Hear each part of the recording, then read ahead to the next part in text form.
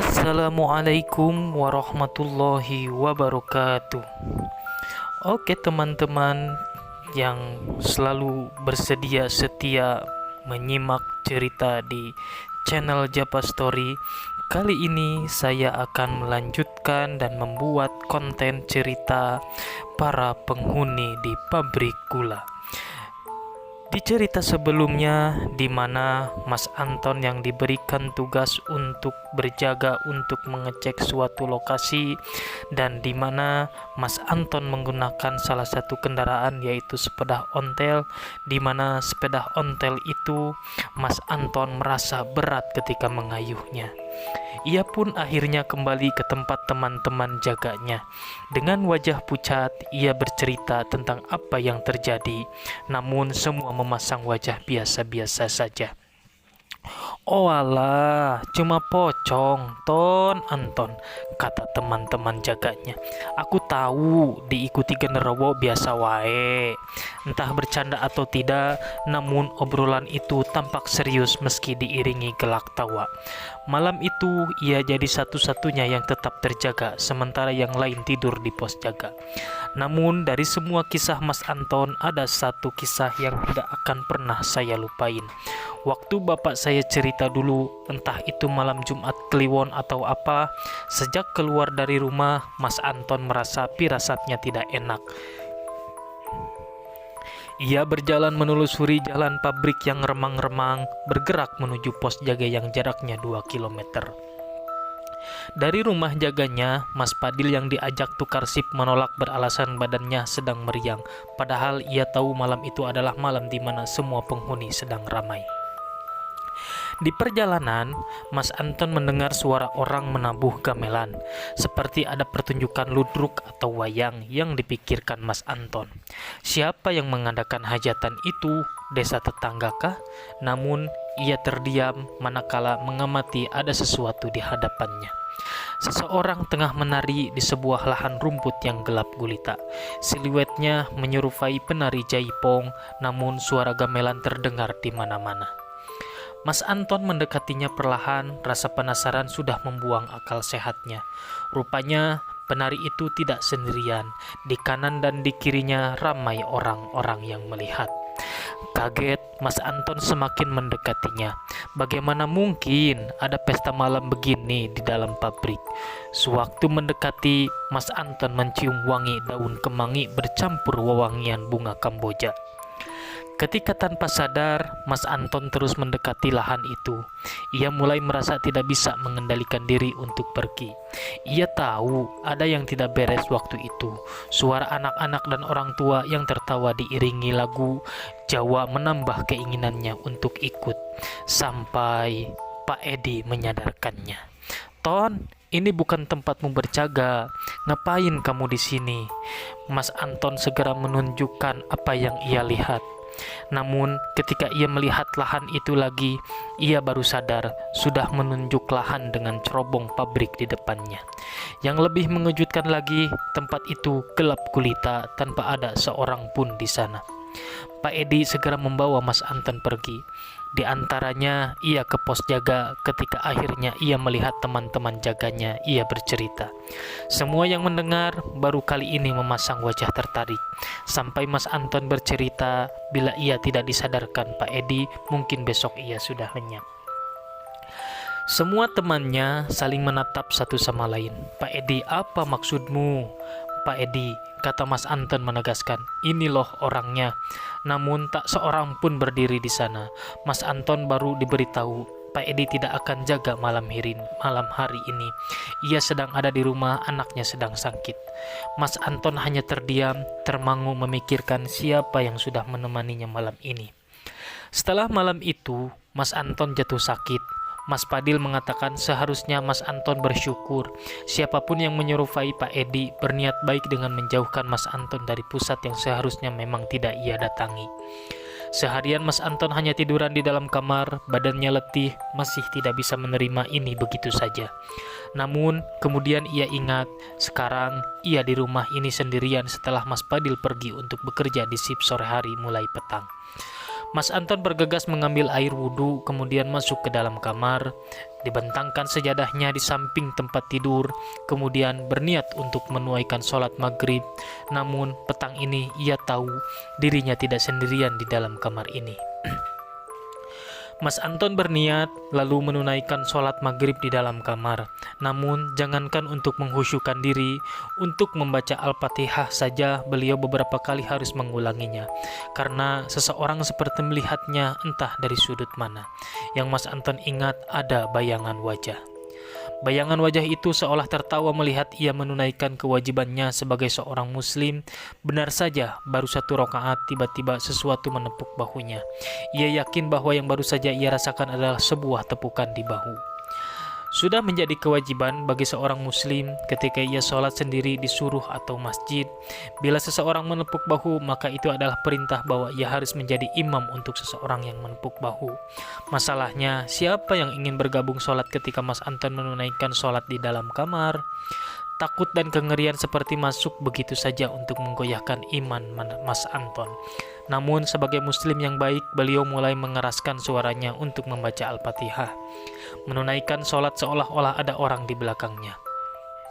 Ketika tahiyat akhir dan ditutup dengan Assalamualaikum sebagai penutup sholat, Mas Anton terkejut bukan main.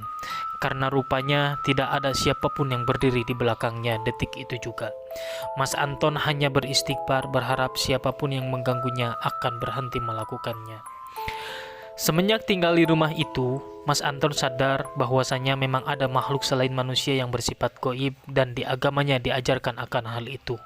Namun, dalam batinnya yang paling dalam, Mas Anton tahu ia tidak dapat menyembunyikannya ketakutannya. Berbeda dengan Mas Anton, bukan berarti Mas Padil tidak pernah diganggu. Sebaliknya, Mas Padil mendapat gangguan berupa serangan fisik. Namun, ia lebih menahan diri dan tidak menceritakan ini pada Mas Anton. Kelak, ketika Mas Padil sudah tidak sanggup, Mas Padil pasti bercerita. Setiap malam, wanita yang tinggal di dalam kamarnya akan menemaninya. Berdiri di sampingnya dengan kepala diletakkan di samping bantal tempat Mas Padil tidur. Bahkan ketika Mas Padil sholat malam, akan tercium aroma busuk dan menyengat, serta tawa yang mengejek. Hal itu menjadi keseharian bagi Mas Padil. Namun ketika ia bekerja, disinilah para penghuni yang memiliki aura lebih gelap. Kadangkala menyambutnya dengan teramat tidak ramah. Pernah ketika Mas Padil berangkat ke pos penjaga, ia dicegah oleh makhluk hitam besar bermata merah menyala dengan bulu lebat di tubuhnya. Ia senantiasa bersuara layaknya orang yang amat marah. Setiap Mas Padil mengucap kalimat permisi, ia akan dicekik. Namun Mas Padil masih bisa menjaga diri karena ia yakin bahwa ada yang lebih tinggi dari sekedar makhluk penuh amarah seperti ini. Sebelum kejadian kebakaran itu terjadi, Mas Padil sudah mendapat firasat buruk bahwa akan ada bala bencana.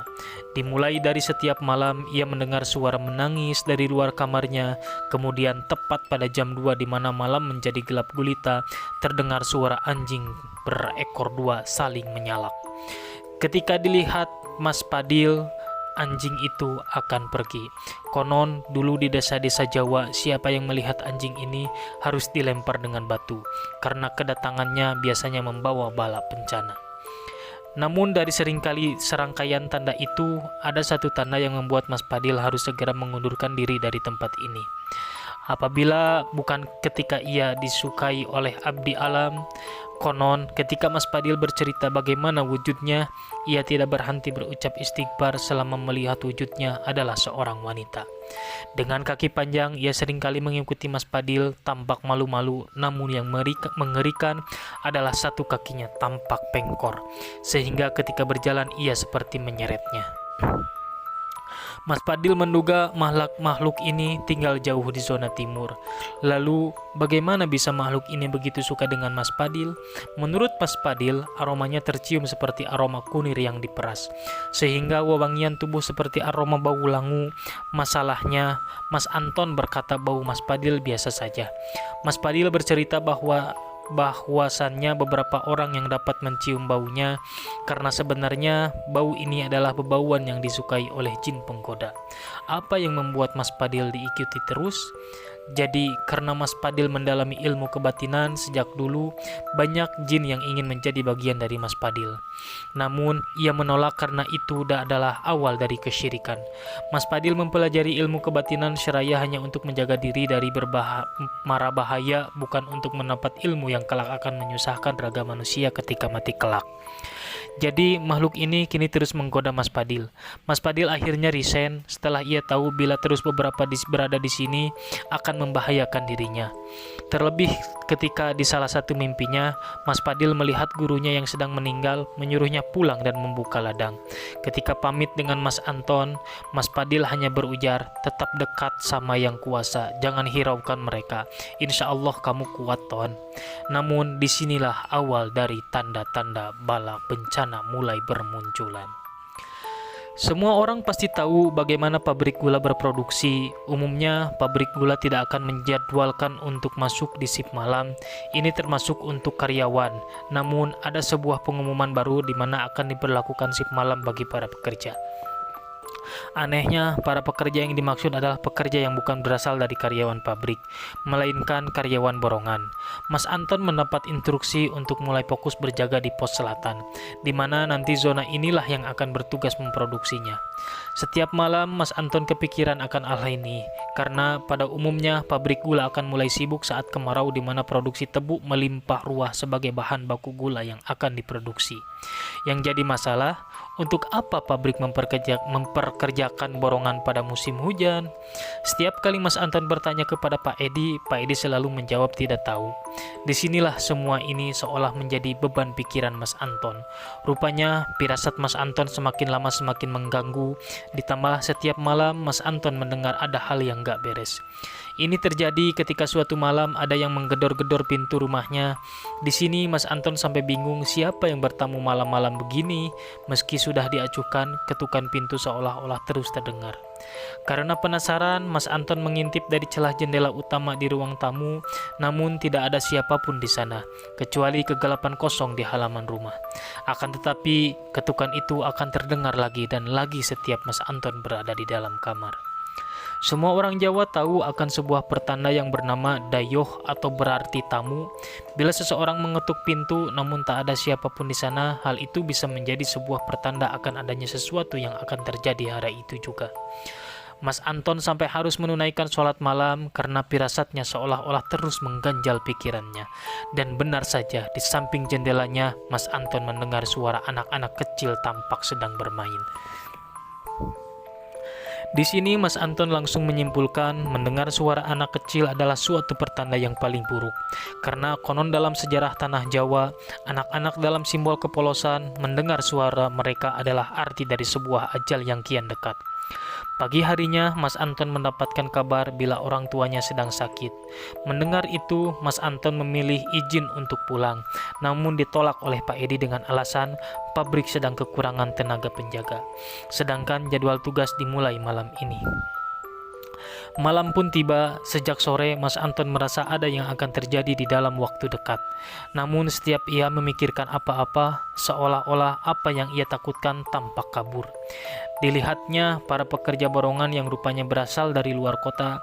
Ketika Mas Anton berjaga, ia seperti mendengar suara. Sebuah suara seseorang tengah berteriak-teriak meminta tolong, namun tidak ada wujud apapun di hadapannya. Hanya pos penjaga di mana beliau melihat aktivitas dan suara mesin para pekerja. Namun Mas Anton sempat bertanya dari mana para karyawan pabrik. Namun rupanya tidak ada satupun karyawan pabrik, padahal seharusnya mereka ada. Karena yang menjadi tenaga ahli adalah mereka. Semua keganjilan ini rupanya terjawab pada malam keempat. Ketika Mas Anton didatangi seorang wanita tua, beliau mengatakan bahwa ia tersesat. Namun Mas Anton tahu bagaimana bisa seorang wanita tua tersesat di dalam pabrik. Curiga, rupanya wanita tua itu mengatakan sesuatu yang membuat Mas Anton bergidik ngeri. Tumbal untuk Maharatu. Kaget, Mas Anton izin pamit. Beliau menggigil semalaman, masih teringat wajah nenek tua itu. Hari itu Mas Anton meminta izin untuk tidak bekerja satu malam. Awalnya Pak Edi enggan memberi izin, sampai melihat kondisi Mas Anton yang benar-benar tidak dapat dipaksa bekerja. Disinilah petaka itu terjadi. Pada pukul 2 dini hari, terdengar ledakan keras dari suara mesin yang tengah beroperasi.